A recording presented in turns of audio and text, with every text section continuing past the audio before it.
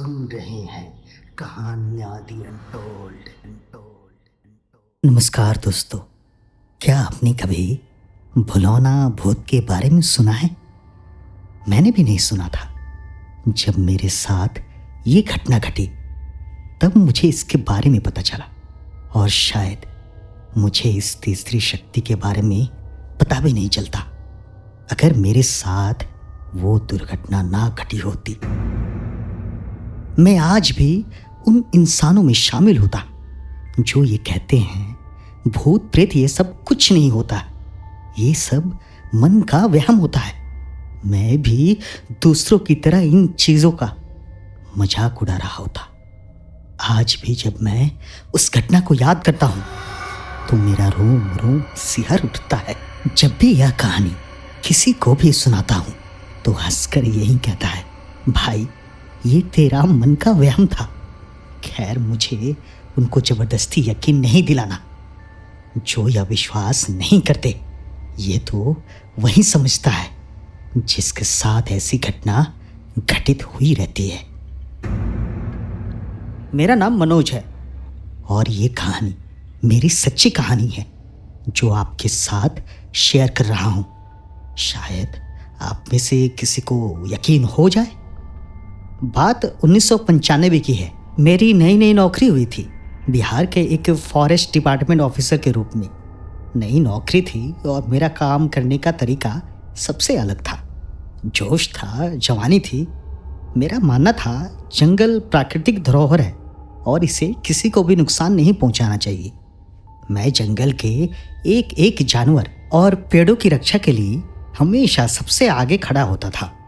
उन दिनों बिहार के वाल्मीकि अभयारण्य में प्राकृतिक संसाधनों का अवैध रूप से स्मगलिंग होता था। हर एक दिन नए नए केस आते रहते थे। मेरे टीम में कुल 5 लोग हमेशा रहते थे जो हमेशा मेरे साथ खड़े होते थे। बहुत बार ऐसा भी हुआ कि आसपास के गांव के लोगों को भी यह समझाना मुश्किल हो जाता था कि प्राकृतिक संसाधनों का दुरुपयोग ना करें। एक बार मैं अपने सरकारी जीप से आसपास के इलाकों में घूमने निकला। उस दिन मैं अकेले ही निकल गया क्योंकि सभी स्टाफ और सुरक्षाकर्मी दूसरे काम में व्यस्त थे। बरसात का महीना था। बीच बीच में हल्के हल्के बारिश होने लग रही थी। कच्ची सड़कों पे मैं धीरे धीरे जिप्सी को चला रहा था। हवा के झोंके से ठंडक वाली सिहरन पूरे शरीर में दौड़ जा रही थी। तभी अचानक मुझे ऐसा लगा कि मुझे किसी ने मेरा नाम लेके बुलाया, मनोज। मैंने सोचा इस वीरान जगह पे मेरा नाम कौन लेके बुलाएगा, और वो भी इस बरसात के समय में। फिर मैंने पूछा कि कौन है, किसी को कोई दिक्कत है क्या? अगर दिक्कत है तो मेरे साथ चलिए, आइए मेरे पास।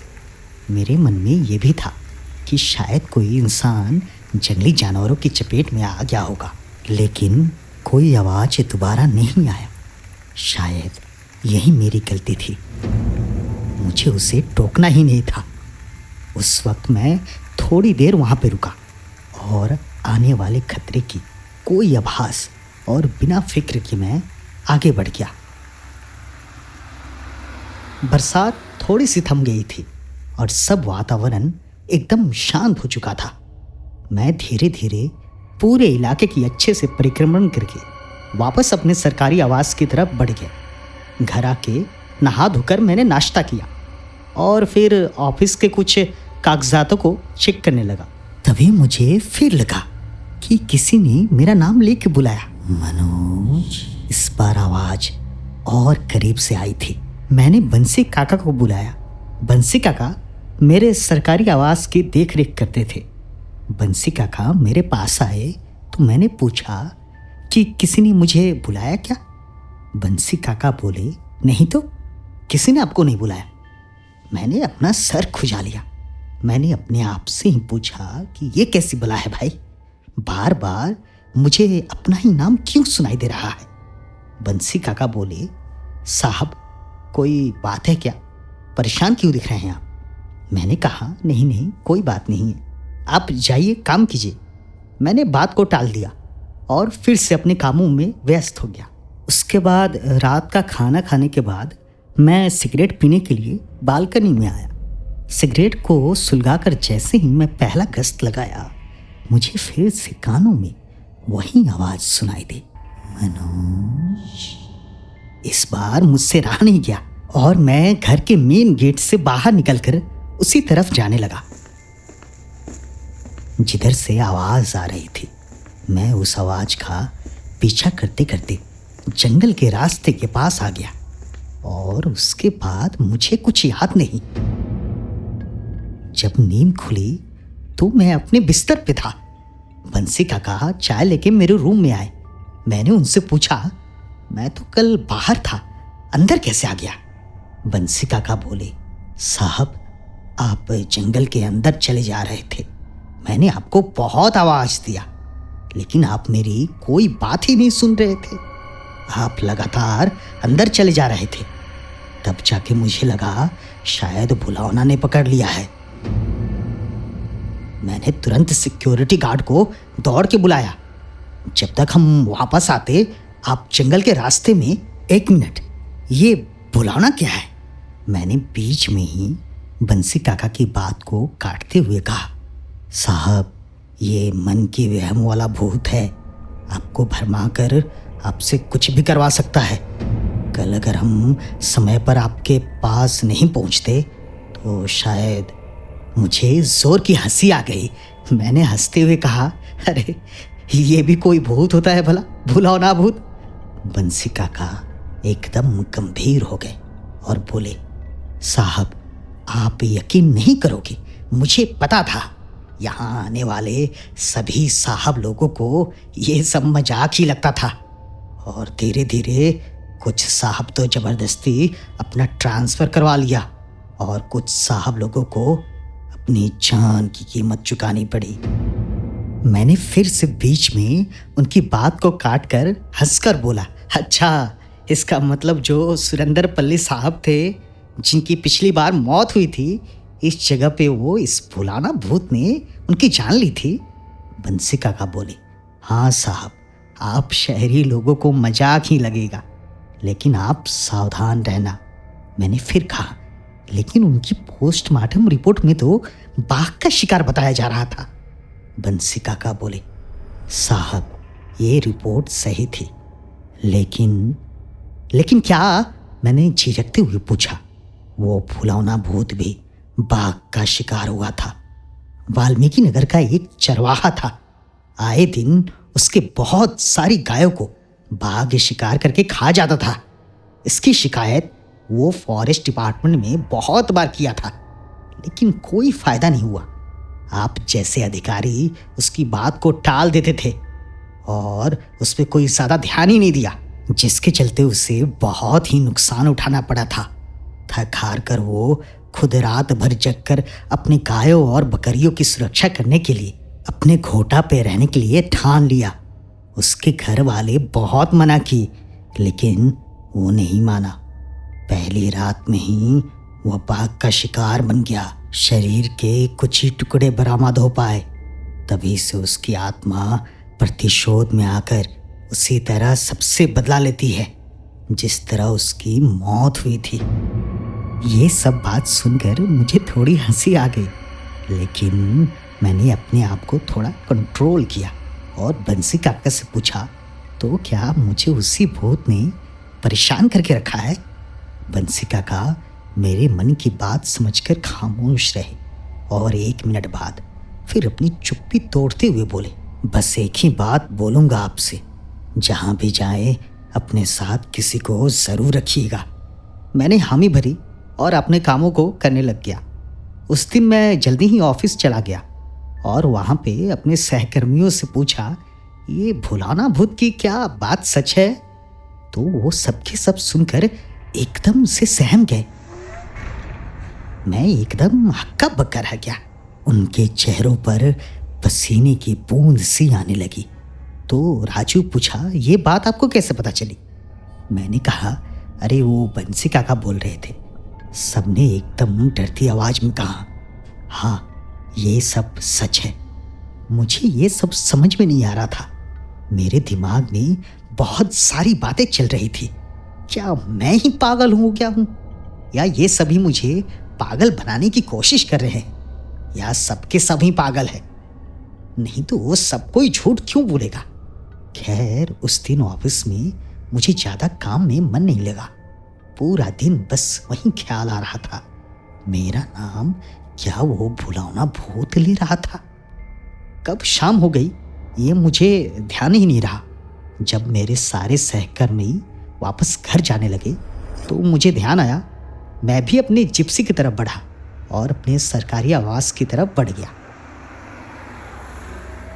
आज बारिश नहीं हो रही थी, दिन में धूप भी अच्छी खासी थी, जिसकी वजह से रास्ता ज़्यादा गीला नहीं था, इसलिए मैं थोड़ा स्पीड से ही गाड़ी को चला रहा था।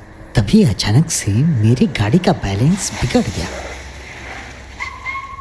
और मैं जैसे तैसे करके गाड़ी को संभाला, वरना गाड़ी सीधा पेड़ से ही टकराने वाली थी।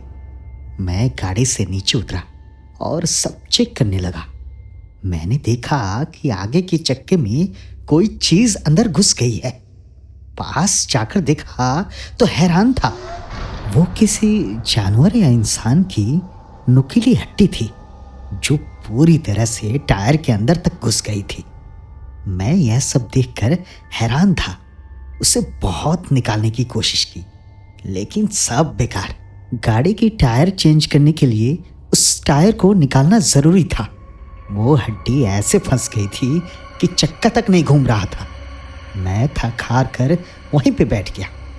सूरज अब उन घने जंगलों में बिल्कुल भी नहीं दिख रहा था। घड़ी में टाइम देखा तो 6 बजने वाले थे। अगर आप लोगों में से कोई जंगल के आसपास रहते होंगे तो उनको पता होगा कि जंगलों में 5 बजते ही अंधेरा छाने लगता है। जंगल का रास्ता अभी भी कम से कम 5 किलोमीटर और बचा था। मुझे कुछ भी समझ में नहीं आ रहा था।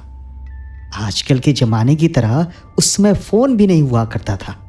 सिर्फ एक टेलीफोन था जो सरकारी आवास में था। मैंने सोचा चलो फिर गाड़ी को यहीं पे रखकर पैदल ही चल लेता हूँ और वहाँ जाकर किसी को बुला लाऊंगा।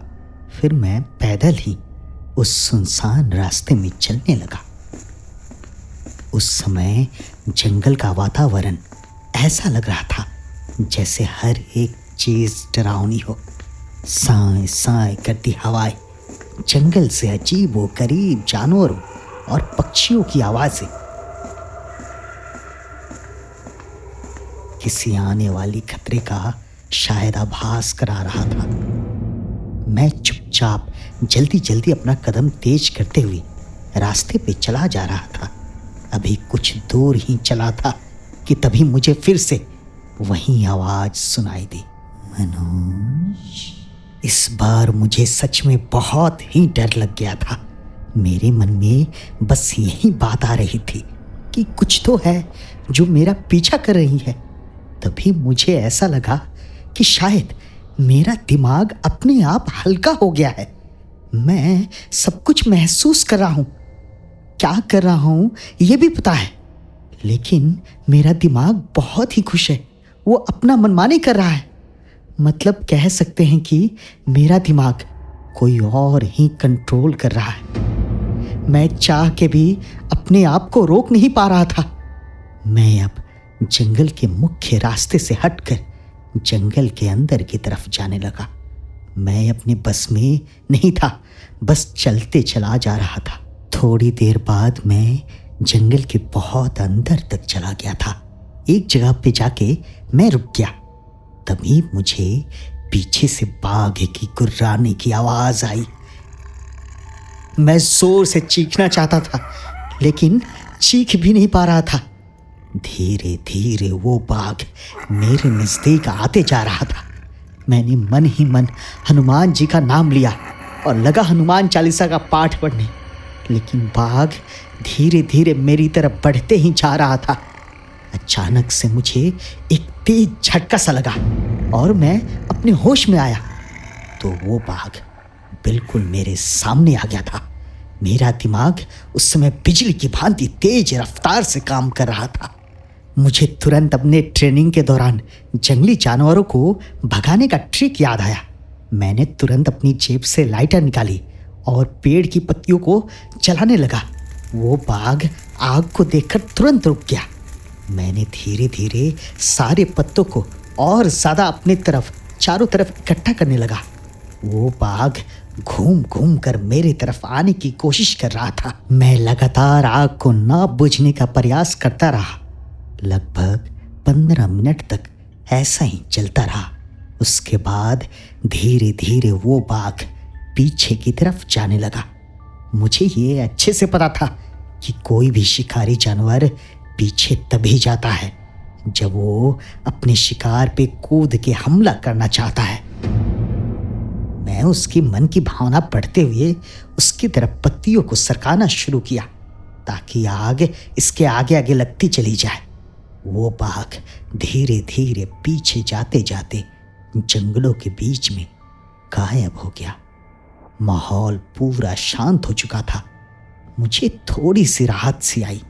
मैं तेजी से जंगल से बाहर निकलने का रास्ता ढूंढने लगा। तभी वो आवाज फिर से आई और एक शैतानी हंसी पूरे वातावरण में फैल गई। इस वक्त पेड़ की पत्तियों की सरसराहट भी मुझे डराने के लिए बेताब थी। मैं लगातार बस भागे ही जा रहा था, पीछे मुड़कर बिल्कुल भी नहीं देखा और मन में बस हनुमान चालीसा का पाठ पढ़ते रहा। थोड़ी देर बाद मुझे मुख्य सड़क दिखाई दी। मैं दौड़ के उस तरफ भागा और आवाज की तरफ दौड़ने लगा। तब तक दौड़ा जब तक कि मैं वहां नहीं पहुंच गया। बाहर बंसी काका और सिक्योरिटी गार्ड दोनों खड़े थे। मेरे पूरे कपड़े खराब हो चुके थे और हाथ पैर ये सब जगह से छिल गए थे। मुझे ऐसा देख दोनों दौड़ के मेरे पास आए। मेरी ऐसी हालत देखकर बंसी काका सब कुछ समझ चुके थे। बंसी काका मुझे सहारा देकर ऊपर मेरे कमरे में ले जाते हुए बोले, ईश्वर की बहुत बड़ी कृपा है आप पे, वरना ऐसी स्थिति में आज तक कोई बच नहीं पाया। रूम में आकर मैं चुपचाप लेट गया और सारी बातों को याद करने की कोशिश करने लगा। मुझे सच में कुछ भी अभी तक समझ में नहीं आ रहा था। ऐसा लग रहा था कि सब कुछ एक सपना है। खैर उस दिन मैं बिना खाए ही सो गया। पूरी रात बंसी काका मेरे रूम में ही बैठे रहे। सुबह मैंने सारी बात बंसी काका को बताया। उन्होंने सिक्योरिटी गार्ड और एक मिस्त्री को जीप लेने भेज दिया।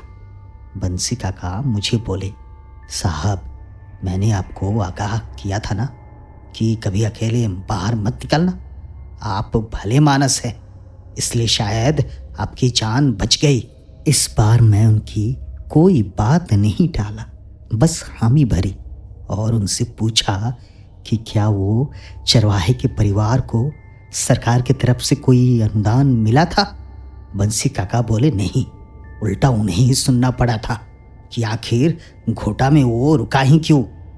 मैंने आनन फानन में अपने ऑफिस फ़ोन किया और चरवाहे के परिवार के लिए अनुदान करने के लिए तुरंत फॉर्म को पास करने का आदेश दिया। आज मैं छत्तीसगढ़ के फॉरेस्ट ऑफिसर के रूप में सीनियर ऑफिसर हूँ।